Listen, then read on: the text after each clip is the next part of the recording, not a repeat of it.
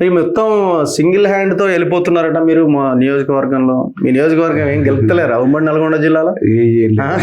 మా కాడ ఇబ్బంది లేదా? అస్సలు ప్రాబ్లమే లేదు. ప్రాబ్లం ఉన్నది అనుకుంటే ప్రాబ్లం వీరేశం మా కొరకరానికి పోయేగా మారిండు. వీరేశం ఎట్లా సైడ్ చేయాలా, ఏం చేయాలి అట్లే లేదు. మా వెంకరెడ్డి అన్నకు, రాజగోపాల్ అన్నకు, నేను ఇంక చెప్పలే, వెంకటరెడ్డి మాకు అందరికి మంచి కోఆర్డినేషన్ ఉంది. ఎక్కడ ఏం ప్రాబ్లం లేదు.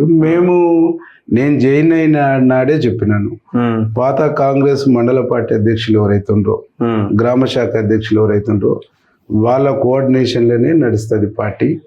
వాళ్ళే నడుపుతారని చెప్పిన, వాళ్ళే నడుపుతారు, వాళ్ళ మీదనే నడుపుతున్నాం. వాళ్ళ కోఆర్డినేషన్ నాతో వచ్చినటువంటి వాళ్ళు కూడా వాళ్ళకి అటాచ్ అయ్యి కోఆర్డినేషన్ లో పనిచేస్తారు.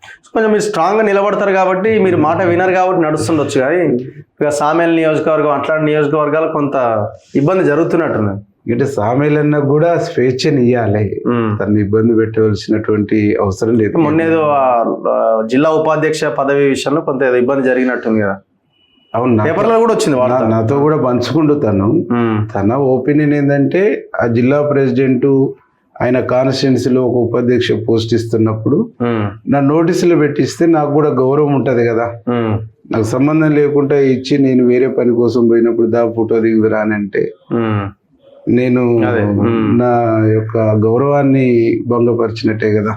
కాన్స్టిట్యూషన్ ఇచ్చినటువంటి బాబాసాహెబ్ అంబేద్కర్ ఇచ్చినటువంటి రాజ్యాంగ వెలుగులో నేను చట్టసభకు ఎన్నిక కాబడ్డా. నాకు కొంత నా కాన్స్టిట్యున్సీ మీద పదవుల విషయంలో కానీ, ఇక్కడ పనిచేసినటువంటి విషయంలో కానీ, నా ఎన్నికల్లో ఎవరెవరు కష్టపడ్డారు, ఎవరెవరు పనిచేసారు, ఎవరికి ఆ పదవి ఇస్తే పార్టీకి ప్రజలకు ఉపయోగం ఉంటుంది అనేటువంటి నాకు కొంచెం ఉంటుంది కదా. నాతో షేర్ చేసుకొని ఇస్తే బాగుంటుంది అనేటువంటి అభిప్రాయమే తప్ప అది పెద్ద సమస్య కాదు. సో మీ తర్వాత రాలేరులేండి, అంటే మీరు కూడా ఊరుకునే సిచ్యువేషన్లో ఏమి ఉండరు కదా. అట్లా ఏముండదనే కాంగ్రెస్ పార్టీలో నేను దాదాపు 14 నెలలు అవుతుంది కాంగ్రెస్ పార్టీలోకి వచ్చి. కాంగ్రెస్ పార్టీలో బాగా స్వేచ్ఛ ఉంటది, ఫ్రీడమ్ ఉంటది. ఎవరికి నచ్చినటువంటి అభిప్రాయాన్ని, ఎవరికి నచ్చినటువంటి పద్ధతులు వాళ్ళు పనిచేసుకునేటువంటి ఒక ఫ్రీడమ్ కాంగ్రెస్ పార్టీలో ఉంటుంది. దాని బలం కూడా అదే. దాని బలహీనతగా చూడాలని ప్రతిపక్షాలు అనుకోవడం కూడా గదే. కానీ వాళ్ళకు ఇది ఒక బలహీనతగా దీన్ని ఒక పబ్లిసిటీ చేసుకొని ఏదో చేయాలనుకుంటారు, కానీ వాళ్ళ పప్పులు ఉడుకో.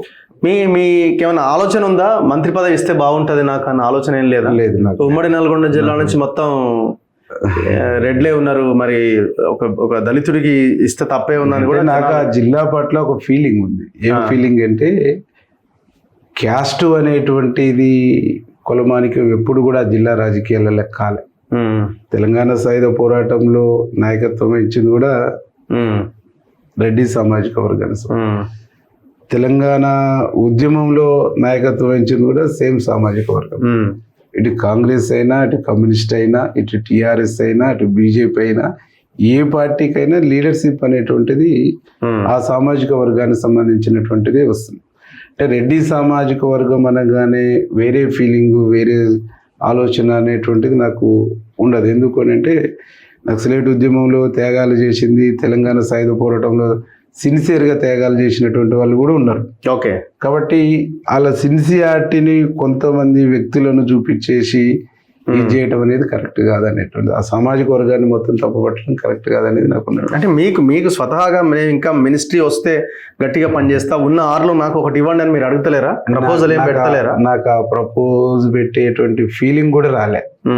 నాకంటే ముందు కాంగ్రెస్ పార్టీలో చాలా మంది పనిచేస్తారు. మా సామాజిక వర్గానికి సంబంధించినటువంటి కూడా మొదటి నుంచి కాంగ్రెస్ పార్టీని అంటు పెట్టుకున్నటువంటి వాళ్ళు ఉన్నారు. బట్ వాళ్ళకి కావాలని వీరేశం కోరుకుంటారు తప్ప నాకు కావాలని నేను ఎప్పుడు కోరుకోను.